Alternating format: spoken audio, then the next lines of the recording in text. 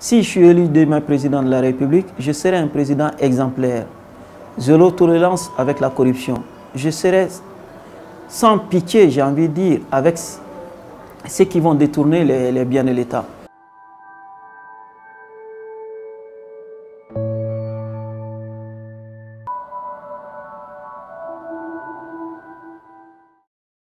Nous avons trois piliers essentiels sur lesquels nous allons baser les questions de stabilité et de paix ici au Mali. Le premier pilier, c'est la bonne gouvernance. Le deuxième pilier, c'est les opportunités économiques. Et le troisième pilier, c'est les aspects purement sécuritaires. Donc, nous aurons une réforme de l'armée et des forces de défense et de sécurité. Nous aurons des opportunités économiques qui seront offertes dans les localités, mais sur l'ensemble du territoire, aux jeunes en particulier. Mais aussi, on aura une réforme de l'État qui fait partie de la bonne gouvernance que nous voulons mettre en place. La réforme de l'État qui va permettre à ce que localement, les populations puissent participer au processus de prise de décision. Donc nous allons travailler sur ces trois piliers. Ces trois piliers doivent permettre d'apporter une stabilité, une normalisation de la situation dans les différentes localités.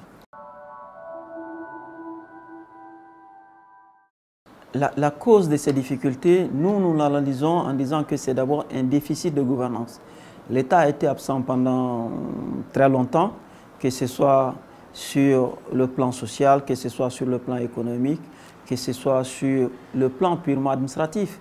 Beaucoup de ces zones étaient, je suis tenté de dire presque abandonnées.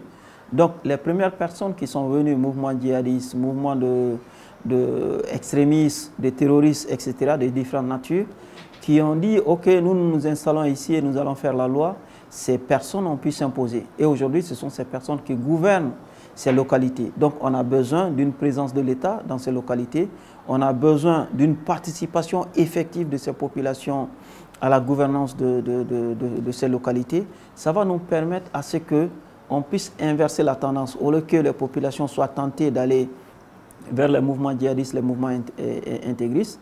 Ces populations auront intérêt à rentrer dans un ensemble beaucoup plus grand. Cet ensemble va offrir plus d'opportunités, plus de possibilités et plus de solutions que ces mouvements qui sont là uniquement avec des agendas et de destruction et de déconstruction de nos États.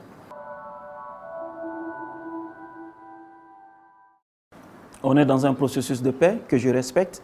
Il y a un accord de paix qui a été signé, l'accord d'Alger, et avant ça, il y a eu l'accord de Ouaga. J'étais le signataire de l'accord de Ouaga. Donc il faut respecter ces processus qui ont un agenda précis de mise en œuvre. Il faut respecter cet agenda. Mais aussi il faut évaluer les difficultés qui peuvent exister dans la mise en application de ces accords de paix et entre Maliens, avoir une forme de dialogue national qui va permettre à ce qu'on trouve des solutions complémentaires.